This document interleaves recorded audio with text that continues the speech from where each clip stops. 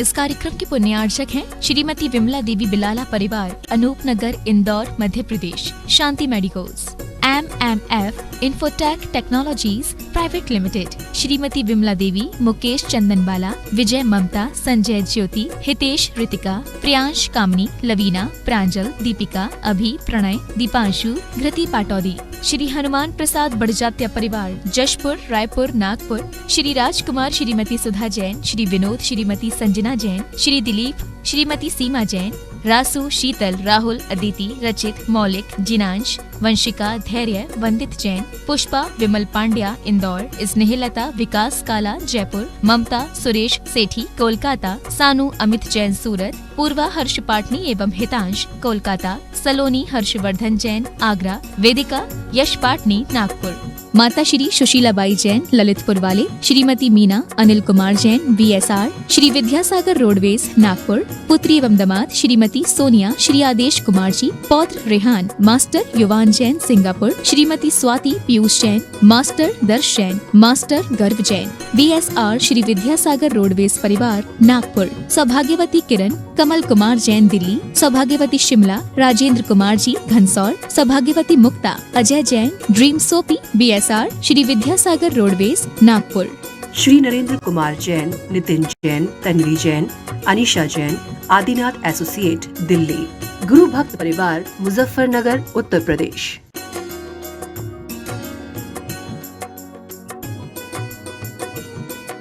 नमो सिद्धाण, नमो सिद्धाण, नमो सिद्धाणं, नमो सिद्ध प्रभु सिद्धाण,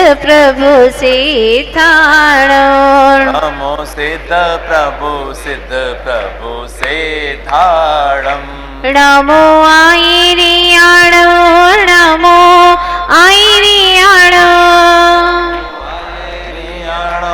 नमो आयरियाणो, नमो आयरिय आयरिय आयरियाण,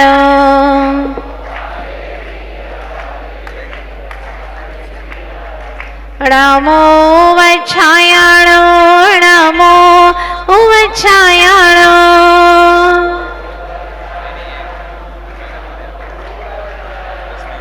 नमो वच्छाय वच्छाय वच्छायाण, नमो सव्वसाहुण, लोये सव्वसाहुण, नमो सव्वसाहु सव्वसाहुण, नमो गुरु मंगलो, नमो गुरु मंगलो, नमो विद्या गुरु आज्ञा मंगलो। आदि तीर्थंकर श्री आदिनाथ भगवान की जय, श्री 24 तीर्थंकर भगवान की जय, संत शिरोमणि अध्यात्म योगी आचार्य गुरुदेव श्री विद्यासागर जी महाराज की जय, पर्वराज पर्यूषण महामहोत्सव की जय, उत्तम संयम धर्म की जय। सत्य के हीरे को पा लेना ही मात्र पर्याप्त नहीं है, उस अनमोल हीरे को पाने के बाद में उसे सुरक्षित करना भी बहुत जरूरी है। तो कौन सी तिजोरी लाओगे जिसमें सत्य के हीरे को सुरक्षित रख सकते हो? एक तिजोरी है, वो दुनिया की किसी फैक्ट्री में बनाई नहीं जाती। उस तिजोरी का नाम है संयम की तिजोरी। संयम की तिजोरी के बिना सत्य रूपी हीरे की सुरक्षा असंभव है। इसीलिए कल आपने सत्य का हीरा पाया, तो उसके लिए सुरक्षित करने के लिए संयम की तिजोरी भी आज हमारे सम्मुख आ गई है। बिना संयम की पटरी के या जीवन की गाड़ी रफ्तार से सही गंतव्य तक पहुंच ही नहीं पाती। आधा जीवन तो ऐसा ही जोड़ने में निकल गया। अब आधा जीवन बचा है तो उसको छोड़ने में लगा दो। 5 दिन आपने निकाल दिए, अब उतरते हुए दिन हैं, अब छोड़ते चले जाना है। संयम, तप, त्याग, और वहां तक जाते जाते आकिंचन्य में कुछ भी शेष न रहे। न किंचन, आकिंचन, एक परमाणु मात्र मेरा नहीं है। जब ये दशा आएगी तो निज ब्रह्म में, निज आत्म तत्व में आचरण रमण होने लग जाएगा। और आचार्य देव कहते हैं, निज में रमना ही वास्तव में संयम है। पर से उपयोग को सिमटा देना, समेट लेना पर से उपयोग को। जैसे पिता कहता, बेटा चलो, हाँ इन लोगों के बीच में नहीं रहना, चलो बेटा। ऐसा कभी तो तुम्हारा उपयोग कहे, चलो चेतना, अब इस दुनिया में नहीं रहना, चलो।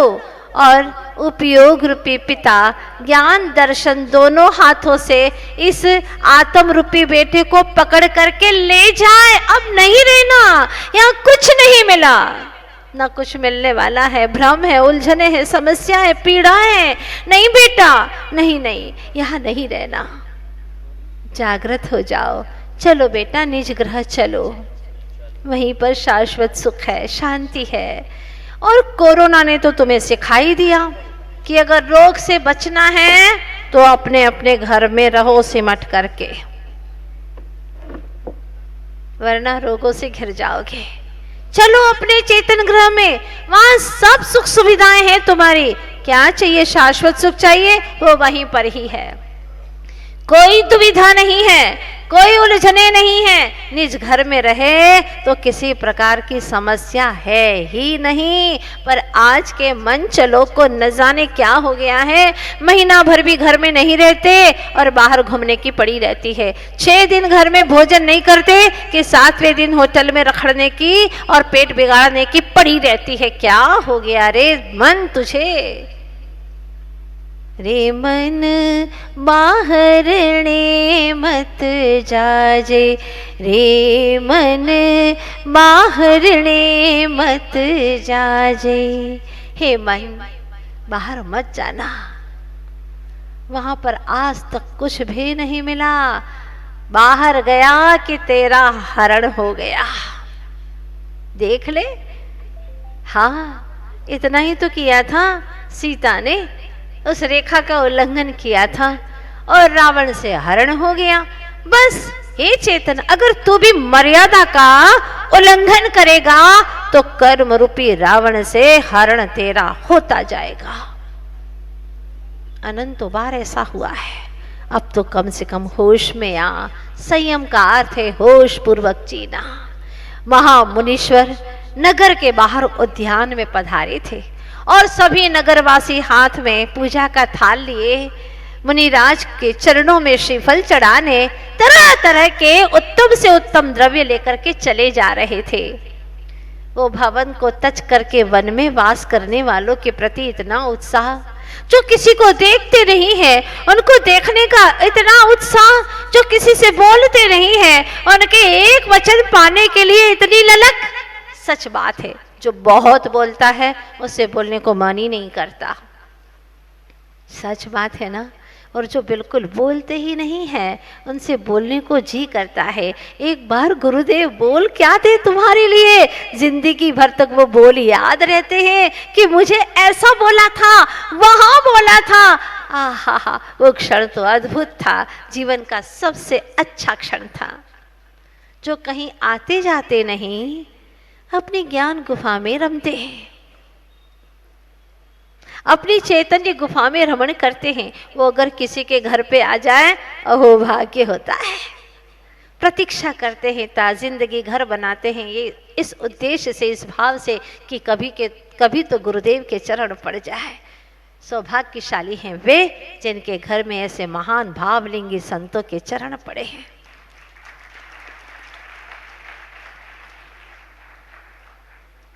जो असंयम में जीता है उसके निकट रहने की कौन तमन्ना करता है? असंयमी ही करता है।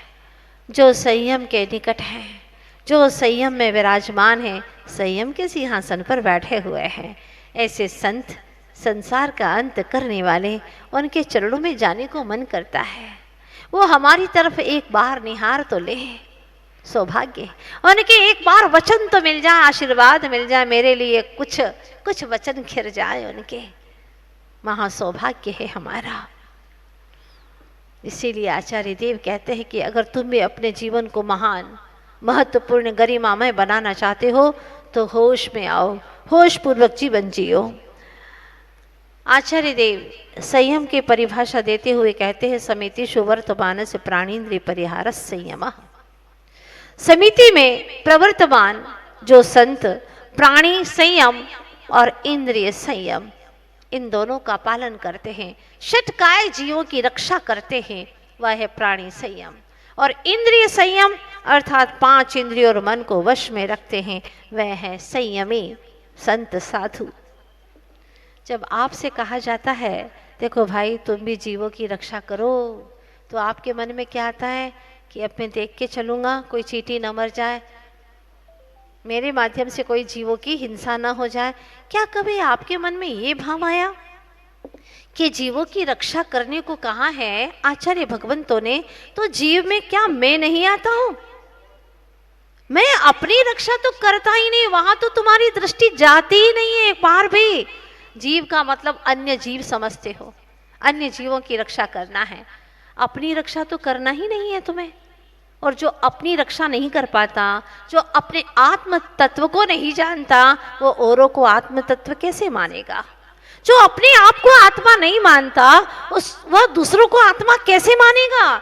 जो अपने आप को जीव नहीं मानता वो औरों को जीव कैसे मानेगा? यही तो जीव तेरी दुर्दशा हो रही है। जो अपने आप को आत्मा नहीं मानता वह मर करके ऐसी योनियों में भटकता है, वहां पर भी वह जाता है तो उसे कोई आत्मा मानता ही नहीं है, कुचल करके चल देते हैं। पृथ्वी कायिक बन गया, पृथ्वी पर चल रहे धड़ल्ले से कभी भाव नहीं आता अज्ञानी को कि मैं पृथ्वी कायिक जीवों को कुचल रहा हूँ, मर रहे हैं, खदान से मिट्टी खोद रहे हैं, ये कर रहे हैं, वो कर रहे हैं, कितने कितने जीवों की विराधना हो रही है, जल कायिक जीवों की विराधना हो रही है, और वायु कायिक जीवों की विराधना हो रही है, अग्नि कायिक जीवों की विराधना हो रही है, वनस्पति के ऊपर मजे से टहलते हैं।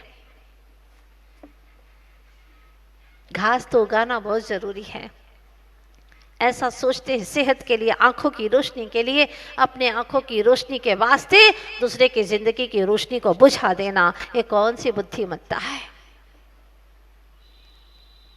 तो अगर तुमने अपनी आत्मा को आत्मा नहीं माना कि मैं आत्मा हूं, ये नहीं स्वीकार किया, तो ऐसी योनियों में जाओगे कि वहां पर तुमको भी कोई आत्मा है, जीव है, ऐसा स्वीकार ही नहीं करेगा, कोई स्वीकार नहीं करेगा। भटकते रहोगे, मरते रहोगे, और ऐसे ही जन्म मरण करते रहोगे, और कभी कदाचित आ भी गए माँ के गर्भ में और वहां से मनुष्य भी बन गए, और ज्ञान नहीं रहा, सुध नहीं रही, जीवन विषय भोगों में बीत गया, तो क्या हासिल करोगे? पुनरपि जननम पुनरपि मरणम जननी जठरे पुनरपि शयनम, यही करते रहे। आचार्य देव पुकारते हैं, चेतन बहुत देर हो गई, कितना समय निकल गया, अनादिकाल बीत गया, कई बार जीवन की शाम ढली, क्या निज ग्रह में नहीं आओगे? पुकारते हैं। समकित से कब निज आत्म का श्रृंगार करोगे, संयम की तरणी ले कब भव जल पार करोगे, कब भव जल पार करोगे। सुन चेतन प्राणी जरा बात हमारी, सुन चेतन प्राणी ये बात हमारी। आचार्य देव प्यार से, दुलार करके, मधुरता से हमें समझा रहे। क्या कहते हैं? लगते हैं तुझको भोग के साधन जो सुहाने, लुटवाता है इन गलियों में आत्म के खजाने। क्या कहते हैं?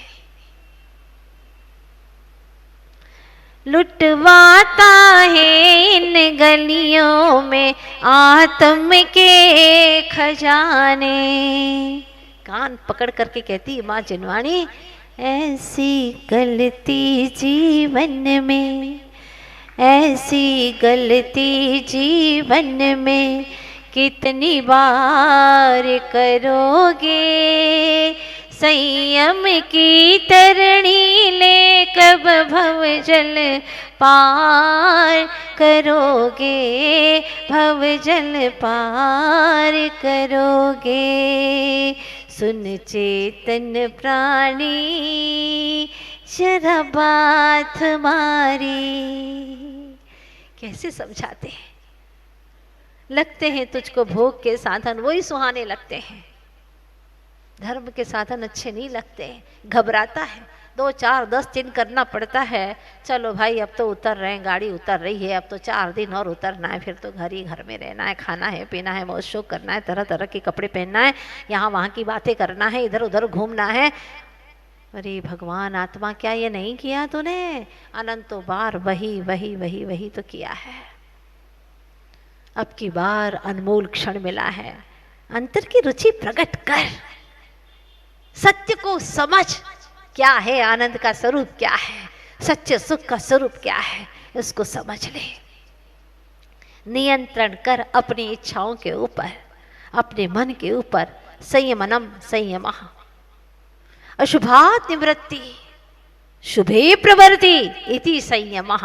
क्या कहते हैं आचार्य भगवान? अशुभ से निवृत्ति हो और शुभ में प्रवृत्ति हो, इसी का नाम है संयम। अशुभात् निवृत्ति, असुहादो विनिवृत्ति, सुहे पवित्ति ये जान चारितम।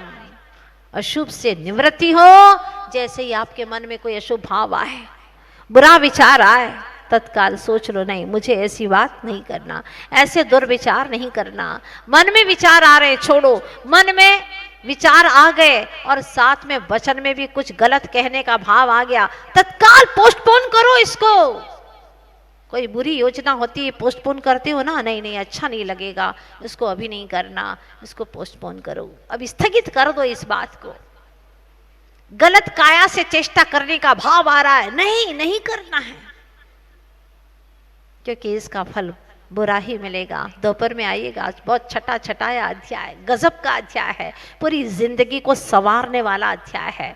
आचार्य श्री कहते हैं जिसने छठा अध्याय श्रवण कर लिया, समझ लिया, उसका सारा जीवन ही बदल जाएगा, अपने आप ही बदल देगा, जीवन की प्रवृत्ति बदल जाएगी उसकी। हमारे चारित्र चक्रवर्ती आचार्य भगवान शांति सागर जी महाराज अंतिम प्रवचन में कह गए थे, भीयु नका संयम धारण करा, डरो मत, संयम को धारण करो। बिना संयम के जीवन का कोई औचित्य ही नहीं है। जैसे गाड़ी खूब अच्छी खरीदी, कितने की है? 1 करोड़ की है। अच्छा, बहुत अच्छी गाड़ी है, लेकिन इसके अंदर बस एक ही कमी है, ब्रेक नहीं है। क्या काम की वो गाड़ी? कुछ काम की नहीं है। बहुत अच्छा फ्लाइट अपना खुद का ही है, प्लेन अपना खुद का लिया है, लेकिन पायलट जो है ना वो काम का नहीं है। हाँ, तो क्या काम का? वह कभी भी गिरा देगा और हड्डी में नहीं मिलने वाली। नट होता है ना, नट जो अपनी नृत्य कला को दर्शाता है, और एक पतले से तार पर भी चलता है। कैसे चलता है? बिना बैलेंस के चलता है क्या? नहीं, बैलेंस चाहिए, गाड़ी में ब्रेक चाहिए, प्लेन में भी पायलट चाहिए। चिड़िया जब उड़ती है, उड़ान भरती है, कितना संतुलन बना करके उड़ती है, वहाँ दोनों पंखों में संतुलन होता है, दूर गगन विराट आकाश की यात्रा कर लेती है। हर जगह संतुलन जरूरी है। घर में माता पिता, इन दोनों के माध्यम से घर में संतुलन बना रहता है। तो समाज में जवान और वृद्ध, इन दोनों के बीच में संतुलन बना रहता है। वृद्ध लोग अपना अनुभव बताते हैं और जो जवान लोग कार्य करते हैं उनके उत्साह की प्रशंसा करते हैं, और प्रशंसा सुन करके जवान लोग आगे बढ़ते चले जाते हैं। समाज दिन दुनी रात चौगुनी वृद्धि करता रहता है। अगर वृद्ध कहे कि हम ही करेंगे तो वो समाज कभी आगे नहीं बढ़ सकता, और जवान लोग कहे कि हम वृद्धों का तिरस्कार करेंगे तो भी वह समाज आगे नहीं बढ़ सकता। मकान बहुत अच्छा बना रहे हैं, ये डिजाइन है मकान की, बहुत अच्छी बात है। व्यक्ति ने मकान बनाना शुरू किया, लेकिन बार बार टूटे, बार बार ढह जाए। उसके मित्र ने कहा, भाई कैसा मकान बना रहा है? अरे क्या करूं, बताऊं क्या बताऊं, कोई न कोई तो यहाँ पर भूत प्रेत का डेरा है, हाँ ये बनने ही नहीं दे रहा है। उसने पूछा, किससे बनवा रहा है? कोई इंजीनियर है? अरे क्या जरूरत है इंजीनियर की, जैसे मुझे बनाना वैसे मैं बनवा दूंगा। अच्छा, तो नींव कितनी गहरी है तेरे मकान की? अरे पागल हो गया है क्या, नींव की क्या जरूरत है, फालतू उसमें पैसा डालूं, जितना डालूंगा पैसा सब ऊपर में डालूंगा। बिना नींव के, बिना बुनियाद के महल नहीं बन सकता, कमरा भी बनेगा वो ढह जाएगा। बिना नींव के कार्य नहीं हो सकता मकान का। बस आचार्य भगवान यही कहते हैं कि उत्तम शब्द जो 10 धर्म के आगे लगा है वो यही बता रहा है, नींव का काम करने वाला सम्यक दर्शन है। बिना सम्यक दर्शन के अगर तुमने छुटपुट त्याग भी किए हैं तो आचार्य देव कहते हैं वह उत्तम संयम में नहीं माने जाएंगे। और सम्यक दर्शन पूर्वक अगर आपने रात्रि भोजन आदि का त्याग किया है तो वह संयम तो नहीं है, लेकिन सम्यक्त्वाचरण जरूर है, सदाचरण है। अगर संयमाचरण का पालन करना है तो सम्यक दर्शन, सम्यक ज्ञान के साथ में सम्यक चारित्र को अंगीकार करो। बिना सम्यक्त्व के उत्तम शब्द नहीं लगाया जा सकता। वह उत्तम संयम है जो सम्यक दर्शन के साथ में धारण किया जाता है। और आचार्य श्री जी ने प्रवचन में के दरमियान बताया था कि संयम मार्गणा में कभी भी मरण नहीं होता। संयम मार्गणा में कभी मरण नहीं होता, क्योंकि मरण के गुणस्थान होते हैं पहला, दूसरा, चौथा। 13वां होता है वह समुद्घात की अपेक्षा से होता है। इस प्रकार से पहला, दूसरा और चौथा गुणस्थान मरण की अपेक्षा से ये 3 गुणस्थान हैं, तो यहां पर असंयम ही रहता है, संयम नहीं होता। संयम के लिए कोई तो आपको ऐसा कोई निमित्त मिले, अपने भीतर से उत्साह जागृत हो, अंतर से रुचि उत्पन्न हो और अपने आत्मा को किस तरह से उत्थान के मार्ग पर ले जाना, अपनी खुद की चिंता करोगे तो संयम को धारण अवश्य करोगे। जो नहीं कर पाता है, शरीर रुग्ण है, उसको छटापटी लगी रहती है, लेकिन जिसके सारे सुविधाएं हैं, शरीर स्वस्थ है, सारी अनुकूलताएं हैं, फिर भी वह खाने का लोलुपी होने के कारण से अपनी इच्छाओं का, अपनी भावनाओं का त्याग नहीं कर पाता। इसीलिए आचार्य ने कहा है कि जैसे मान लो देवों में भोजन रोज नहीं करते, जितने सागर की आयु है इतने 1000 वर्ष में एक बार कंठ से अमृत झरता है, लेकिन नियम नहीं ले सकते। क्यों? पता नहीं कब इच्छा हो जाए, कब अमृत झर जाए, दोष लगेगा। उनके जीवन का कोई पता नहीं है कि कब सही उनके भीतर में कंठ से अमृत झर जाए, पूजन करते करते ही झर जाए। आ गया समय, इच्छा हुई और कंठ से अमृत झर गया, इसलिए उनके संयम भाव नहीं होता। 1 से 4 ही गुणस्थान होते हैं। कितनी दुर्लभता से आपको यह मनुष्य जीवन मिला है। सोचो, विचार करो, जब तीर्थंकर भगवान का तप कल्याणक होता है, दीक्षा कल्याणक होता है, उस समय पर मनुष्य जो राजा चक्रवर्ती आदि हैं वो आते हैं और उनके पहले से डेरा जमा करके बैठ जाते हैं इंद्र देवतागण कि हम पहले पालकी उठाएंगे।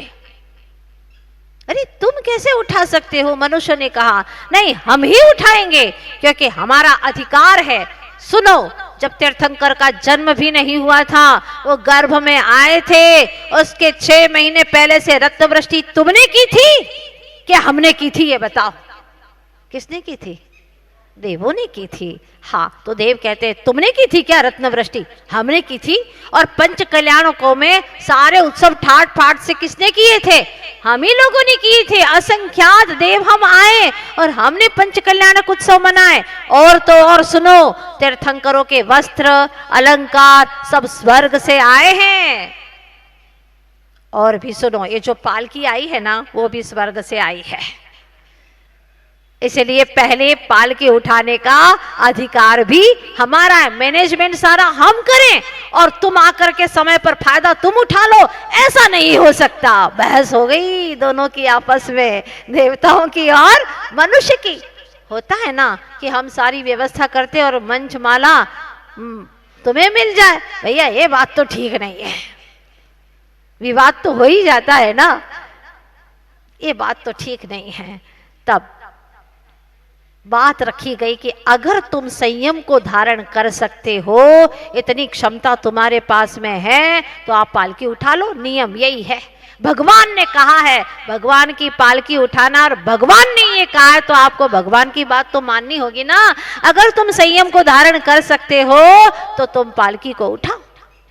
बेचारे चुपचाप एक एक करके पीछे चले गए और सौधर्मेंद्र का मुख इतना सा हो गया, पहली बार इतनी पीड़ा का अनुभव हुआ कि मुझे वह नर भव कब मिलेगा और मैं भगवान की पालकी पहले उठाऊंगा। और आपको नर भव मिला तो अपने आप को जानने का समय नहीं है, संयम पाने के लिए कोई विचार नहीं है। सोच लो, अब आज से तय कर लो, अपने को जाने बिन लेंगे न दम, आगे ही आगे बढ़ाएंगे कदम। बोलो, बहुत अच्छी बात है, आज से तय कर लो, अपने को जाने बिन लेंगे न दम, आगे ही आगे बढ़ाएंगे कदम। संयम को पाकर हम भवतिर जाएंगे, संयम को पाकर हम भवतिर जाएंगे, शाश्वत सुख अनुभव कर फिर न आएंगे, अपने को जाने बिन लेंगे न दम, आगे ही आगे बढ़ाएंगे कदम।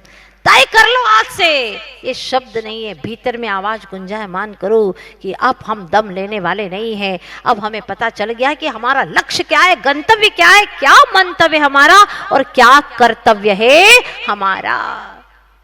बेईमानी मत करना, बिल्कुल बेईमानी नहीं होना चाहिए। अगर बेईमानी करोगे, धोखा दोगे तो अपने आप को धोखा दोगे। एक समय की घटना बता रही हूँ, हकीकत की घटना है।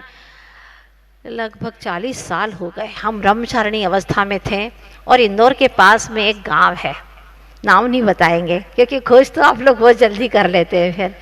हाँ, और उस गांव में हम गए थे ब्रह्मचारिणी अवस्था में, यहीं इंदौर में जब शास्त्री कर रहे थे उस वक्त हम गए थे पास के गांव में 10 दिन पर्युषण में प्रवचन के लिए। तो क्या हुआ, वहां पर एक दादाजी थे 80 साल के, उनके नाती पोते पकड़ करके हमारे पास में लाए। तो हमने उनसे चर्चा की, वो किसी के हाथ ही में नहीं आते थे, वो तो पकड़ करके ले आए उससे। और उन्होंने धीरे से हमें बता दिया था, माता जी ये रोज रात को रसगुल्ले खाते हैं, आप इनको समझाओ। हम नाती पोते नहीं खाते रात को और ये रसगुल्ले खाते हैं, आप इनको समझा दो, बहुत अच्छा होगा। अब इनकी जिंदगी बिल्कुल कगार पर है। हाँ, तो हमने उनसे बहुत सारी चर्चाएं की। चर्चा करने में तो बहुत होशियार थे वो। हाँ, 1 घंटा हो गया और जाने लगे, दीदी अब हम जा रहे। मैंने कहा दादा अब खाली ऐसे ही चले जाओगे क्या, कुछ तो नियम करके जाओ, कुछ तो संयम लेकर के जाओ। तो मैंने उनसे कहा कि आप कुछ ऐसा गलत करते हो तो वो संयम संकल्प कर लो। मैंने कहा कि आप रात को भी कुछ खाते हो ना। ओ हाँ, वो तो मैं क्या करता हूँ, खाता हूँ, लेकिन मन नहीं होता मेरा। वो क्या है, खाना पड़ता है, शरीर के लिए देना पड़ता ही है इतना। अच्छा, तो मैंने कहा कि वो त्याग कर दो, इसके बिना चल सकता है, नहीं तो एक दिन तो छूटेगा ही, देह भी छूट जाएगा जिसको खिला रहे हो। बहुत विचार करके बड़ी मुश्किल से बेमन से मैंने कहा कितना खाते, बोले 250 ग्राम रोज खाता हूँ, नियम से 250 ग्राम खाता हूं। तो मैंने कहा त्याग करके जाओ। बड़ी मुश्किल से सबका हाथ छुड़ाया और अंत में वहां दूर जाकर के कहते, ठीक है बहन जी, आपने इतना समझाया, समय दिया है, तो 250 का 200 ग्राम कर दूंगा।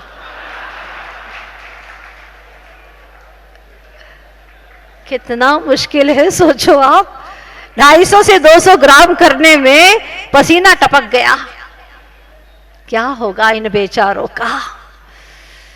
एक वे है छोटे से बालक विद्याधर, 15 अगस्त को ध्वजारोहण करने के लिए स्कूल में पहुंचे हैं और गांठ खुल नहीं पाई, ध्वजा फहराया नहीं गया।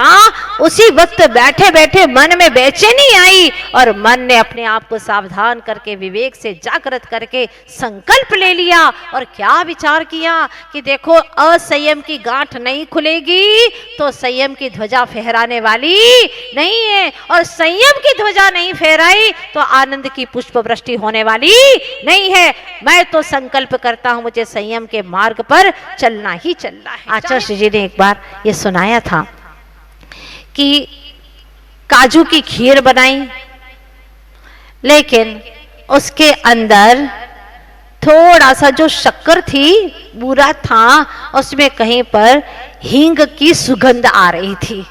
अब उसने तो डाल दी, क्योंकि बूरा जो था वो हींग की डिब्बी में रखा हुआ था, और डाल दिया उसके अंदर। अब उसके अंदर खाए तो बदबू आए, कोई खाने को तैयार नहीं, तेज हींग की बदबू आए। खीर में हींग की बदबू आए तो बदबू ही मानी जाती है ना, सब्जी में ही वो ठीक रहती है, खीर में नहीं। तब आचार्य जी ने कहा था, अपने को भूल आप तू हैरान हो गया, सुख की चाह में सुख से बहुत दूर हो गया। नहीं डाली संयम की शक्कर सही सही उस काजू की खीर में, इसीलिए तो भटक रहा है 84 की भीड़ में, इसीलिए तो भटक रहा है 84 की भीड़ में। क्या करे माता जी, हम तो संयम लेना चाहते हैं, लेकिन बंधन है ना, वो बंधन ठीक नहीं है। हे भव्य जीवों, बंधन तो तुम्हें बहुत अच्छा लगता है, शहनाइयाँ बजा बजा करके, गीत गा गा करके, हाथ को पीले कर कर करके, लोगों को भोजन करा करा करके। बंधन में बनते हो कि नहीं? वो पंडित बोलता रहता, ऐसा करोगे भीगी बिल्ली हाँ। फिर वो पूछता एक चक्कर, ऐसा करोगे हाँ। 7 बार हाँ बोल जाते हो, उसमें बंधन नहीं लगता। कैसी भी हो, कैसा भी हो, जिंदगी भर। अब क्या करें माता जी, आप पहले तो आए नहीं इंदौर में, पहले आ जाते तो इस बंधन में बिल्कुल नहीं पड़ते। अब क्या करें, अब गाड़ी को खींच रहे, खटारा है जिंदगी, खींचना पड़ रही है, मजबूरी है। और तुम्हारा बच्चा घर से निकलना चाहता है, आचार्य जी के चरणों में, नहीं नहीं ऐसे कैसे निकलेगा। इसका मतलब क्या है, बेटे को समझाते हैं, जरा सोच लो समझ लो बेटा, ये संयम सुमेरु का भार है, यो कठिन व्रतों का पालना बच्चों का नहीं खिलवाड़ है। हाँ, एक बच्चों का खिलौना नहीं है। कई मील पैदल चलना, उपवास आदि करना, केश रोज करना, कहीं पैर में छाले होंगे, कहीं पैर छिल जाएंगे, यह व्रत तो बड़ा ही कठिन है, कहो आत्मा तुम्हारी तैयार है, यो कठिन व्रतों का पालना बच्चों का नहीं खिलवाड़ है। ऐसे समझा फुसला करके तैयार कर देते, मामा बुआ सब आ जाते हैं, बहुत कठिन है, ऐसा है वैसा है, और चुपचाप उसको पकड़ करके बंधनों में अपने जैसा बांध देते हैं। बच्चों से संस्कार दो, संयम के, तप के, त्याग के। जैन दर्शन को प्राप्त किया है, जैन धर्म को प्राप्त किया है तुमने, बहुत सौभाग्य से यह कुल मिलता है। कर दो, ज्ञान की कुमकुम पत्रिका छपाओ और संयम सुंदरी का सौभाग्य तिलक लगाओ। ये अवसर आया है जैन कुल में, परमानंद का उत्सव बनाओ।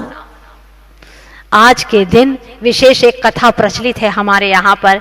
कहते हैं कि सेठ की पुत्री मनोरमा ने अपने रूप स्वरूप के घमंड में आकर के मुनिराज की सुगुप्त मुनि की निंदा की और यही नहीं, निंदा से उसका मन तृप्त नहीं हुआ। मुनिराज आहार चर्या में थे और उसने ऊपर से मुनिराज के ऊपर पान की पीक थूक दी। उस वक्त उसने ऐसा निधत्ती निकाचित कर्म मान लिया कि मरते ही वह गधी बन गई। सारा रूप खत्म। गधी के बाद में कुत्ती बनी, कुत्ती के बाद में सूकरी बनी। ऐसे कई योनियों में भटकती भटकती अंत में वह रानी की पुत्री बनी। दुर्गंधा, शरीर से भयानक दुर्गंध आने लगी। रानी की पुत्री है, राजकुमारी है, लेकिन ऐसी शरीर से दुर्गंध आती है कोई पास में बैठ नहीं सकता। अलग से उसको स्थान पर रखा गया है। वहां पर मुनीश्वर पधारे, एक बार उसको दर्शन कराने के लिए ले गए, दूर बिठाया। मुनिराज ने पूछा, बड़े ज्ञानी थे, जान लिया उन्होंने और कहा इसने पूर्व भव में मुनियों की बहुत अवहेलना की है। ज्ञानी जनों की अवहेलना करने से पाप धुलता नहीं है, निधत्य निकाचित कर्म बन जाता है। इसलिए मुख से कभी भी ऐसे गलत निंदा के शब्द मत कहो, ऐसी कुचेष्टाएं मत करो, मन में दुर्विचार भी मत करो, वचनों में मत कहो। बस क्या करूं महाराज, आप बताइए, कोई उपाय बताइए। तो मुनीश्वर कहते हैं कि सुगंध दशमी व्रत करो, शीतलनाथ भगवान की पूजा करो और पर्वराज पर्यूषण में दशमी के दिन यह व्रत किया जाता है। 10 साल तक करो। बड़े भाव सहित उस राजकुमारी ने व्रतों को अंगीकार किया और मरण करके 10वें स्वर्ग में वह देवी बन जाती है, देवी बन गई। फिर इसके बाद में भरत क्षेत्र में राजा महिपाल की मदनावती पुत्री हुई। पुरुषोत्तम राजा के साथ में उसका विवाह हुआ, लेकिन जीवन भर तक वह धर्म आराधना करते करते करते वह अंत में आरिका बन जाती है और उसके स्वामी मुनि बन जाते हैं। दोनों ही 16वें स्वर्ग में चले जाते हैं और वहां से आकर के कनक केतु राजपुत्र बने और इसके बाद में बन करके मुनि होकर के मोक्ष चले जाएंगे। एक व्रत को करने का ये फल है। भक्ति श्रद्धा से थोड़ा सा भी संयम का पालन किया तो निश्चित रूप से हमारे जीवन में बहुत बड़ा उत्थान हो जाएगा। इसीलिए आचार्य भगवान कहते हैं कुछ ना बने तो जो तीर्थंकर भगवंतों ने किया वो ही करना शुरू करो। भय तीर्थंकर से बलि नक्की नहीं चली, चली क्या यम के आगे। तो यम को अगर मिटाना है तो संयम को धारण करो। जब तीर्थंकरों की भी यम के सामने नहीं चली, वो भी चले गए, उनके भी शरीर दूर हो गए, मिट गए। इसलिए तुमको तो डरना ही है। भय तीर्थंकर से बलि तिनकी नहीं चली, रे मौत नहीं टली तो अब क्या करिए। जिस पंथ चले भगवंत वही आचरिए। वाह, बहुत अच्छी 12 भावना है, ये पूरी सुना सकती हूँ लेकिन अभी समय नहीं है। इतनी अद्भुत है कि एक एक पंक्ति पर आप बिल्कुल रोम रोम खिल जाएगा आपका। कितनी अच्छी बात कही है। समय का बंधन रहता है मेरे पास में, नहीं तो मैं तो ये चर्चाएं गुरुदेव की सिखाई हुई है, मैं घंटों करती रहूं, मुझे इसमें बहुत आनंद आता है। लेकिन मुझे पता है कि आप लोग एक दिन सुन लेंगे, दूसरे दिन नहीं आएंगे। भय तीर्थंकर से बलि तिनकी नहीं चली, रे मौत नहीं टली तो अब क्या करिए। जिस पंथ चले भगवंत वहीं आचरिए। सब तज कर वस्त्राभरण धर्म की शरण। आहा, क्या बात कही। सब तज कर वस्त्राभरण धर्म की शरण, संयम की शरण में चल देते हैं। आप लोग भूल तो नहीं गए ना, वो मुनिराज पधारे थे नगर में, याद है ना आप लोगों को? हाँ, और सब लोग हाथ में थाली लेकर के चले जा रहे थे। ठीक है, एक व्यक्ति नगर का और था, यमपाल नाम था उसका, यमपाल। हाँ, वो जाति से निम्न कुल में पैदा हुआ था, लेकिन उसे भी गुरु महाराज के दर्शन की तीव्र भावना हुई और वह भी मुनिराज की शरण में चला जाता है। जब सब लोग चले जाते, बड़े बड़े राजे महाराजे, इसके बाद में जाकर के गुरु महाराज का दर्शन करता है। और गुरु महाराज उसको क्या संबोधन देते हैं वो हम आज नहीं बताने वाले, कल तप का दिन है, बहुत अच्छी घटना घटने वाली है। कल हम बताएंगे आपको उत्तम तप के दिन कि वह अपने जीवन को किस तरह से आगे बढ़ाता है, किस तरह से वह अपने जीवन को पवित्र करता है और वह आगे आगे बढ़ाते हुए एक दिन वह मोक्ष पथिक बन जाता है। हमारा जैन दर्शन कहता है कि यहाँ पर जाति पाति से कोई प्रयोजन नहीं है। जैन धर्म जन जन का धर्म है, ये 10 धर्म समूचे देश का धर्म है। इसीलिए तुम इस जैन धर्म को अपनी बपोती मत मानना। अगर इस पर अमल कर रहे हो तो तुम्हारा धर्म है, जो माने उसका जैन धर्म है। इसलिए मानवपन के इस हीरे को अब आपको यूं ही गंवाना नहीं है। आचार्य देव कहते हैं, मानवपन के हीरे को नर कांच समझ ठुकरावे। क्या क्या समझ करके? कांच है, जीवन बीत रहा है, बर्थडे आ रही है, खूब खुशियां मनाओ, खाओ पियो। ये क्या है? ये जन्मदिन की खुशी है कि गम है? उस दिन तो एक संकल्प लो कि आज से 1 वर्ष तक कम से कम मैं ये नहीं करूंगा। एक एक बुराई को छांटो, निकालो, तब तो तुम्हारे जन्मदिन की सार्थकता है। मानवपन के हीरे को नर कांच समझ ठुकरावे, संयम पुष्प बिना जीवन तरु कैसे शोभा पावे। जाने की वेला में प्राणी हाहाकार मचावे, जन्म तिथि ही पुण्य तिथि बन मरघट में पहुंचावे। वही तेरी जन्म तिथि कब पुण्यतिथि बन जाएगी कोई भरोसा नहीं है। तो मरघट तक जाए इसके पहले निज घट में अपने परमात्मा का दर्शन कर ले चेतन। जब तू अपने आप का दर्शन कर लेगा, अपनी संकल्प शक्ति को जगा लेगा, तो समझ लेना तेरा नर जीवन सार्थक हो गया। वरना हर व्यक्ति जीवन भर तक के किए हुए पापों को जब अंत समय आता है तो जरूर पछताता है, अपने आप में पछतावा शेष न रह जाए। इसीलिए 3 सूत्र याद रखिएगा। पहली, अपनी संकल्प शक्ति जगाएं। दूसरा, भूतकाल के विकल्प हटाएं। तीसरा, भविष्य की फ्यूचर की आकांक्षाओं को मिटाएं, वर्तमान में जीने का पूरा प्रयास करें और अच्छे से अच्छा जीवन बिताएं। संयमित, संतुलित। जिस तरह से गाड़ी होती है ना, वो चलती है तो दोनों ब्रेक होना हाथ में ज़रूरी है। साइकिल के 2 हैंडल होते हैं, हैंडल बिल्कुल व्यवस्थित अपने हाथों में पकड़े हुए होंगे तो गिरोगे नहीं। उसी प्रकार से प्राणी संयम और इंद्रिय संयम, ये 2 हैंडल को पकड़े रखना, तभी पतंग उड़ पाती है जब दोनों ओर से डोर सही बंधी हो।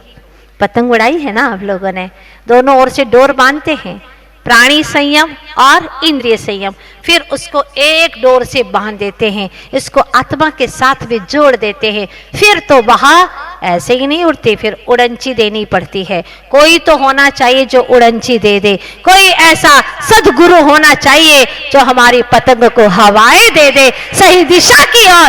उड़ंची देने वाला इतना बहुत कुशल होता है, वो कहता है नहीं यहाँ से नहीं, इधर मुड़ो, यहाँ हवा आ रही है, इधर से उड़ंची अच्छी होगी, और फिर वह उड़ंची देता है। खाली ऐसे ही धागे को नहीं उड़ाया जाता, उसके ऊपर कांच का मज्जा किया जाता है, नहीं तो कटी पतंग हो जाएगा। मजबूत रस्सी होना चाहिए, संकल्प शक्ति दृढ़ होना चाहिए, तो आज नहीं तो कल निश्चित रूप से वह विराट परमात्मा के सिद्धालय के उस गगन में, अनंत गगन में विचरण करेगा, अपने आप में रम जाएगा। ज्ञान कला जिनके घट जागी, वे जग माहि सहज वैरागी। जिनके भीतर में ऐसी ज्ञान कला जाग जाए, संयम का पतंग उड़ जाए, समझ लेना जीवन सार्थक हो गया है। अब 24 घंटे के लिए एक छोटे से नियम का पालन करना है। कल क्या नियम पालन किया था? कितनी बार किसने देखा? किसी ने देखा एक बार भी? कितने लोग हाथ खड़े कर रहे हैं? देखो,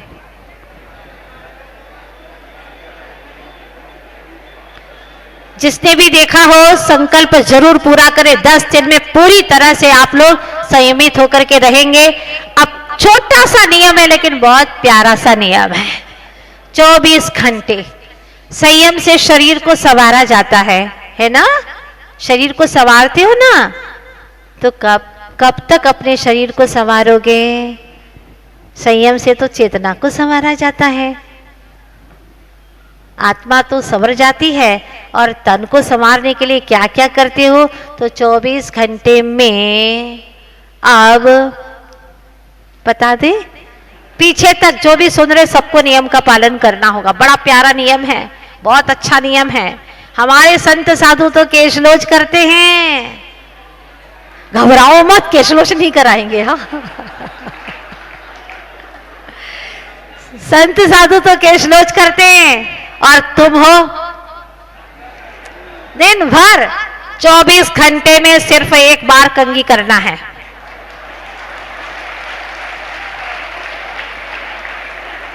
जो गंजे हैं बहुत खुश हो रहे हैं, कंघी करना ही नहीं है। देखो नियम तो नियम है, और जिनके बाल नहीं है, जिनको कंघी की जरूरत ही नहीं है, वो एक माला फेरेंगे आज विशेष रूप से। ओम ह्रीम उत्तम संयम धर्मांगाय नमो नमः।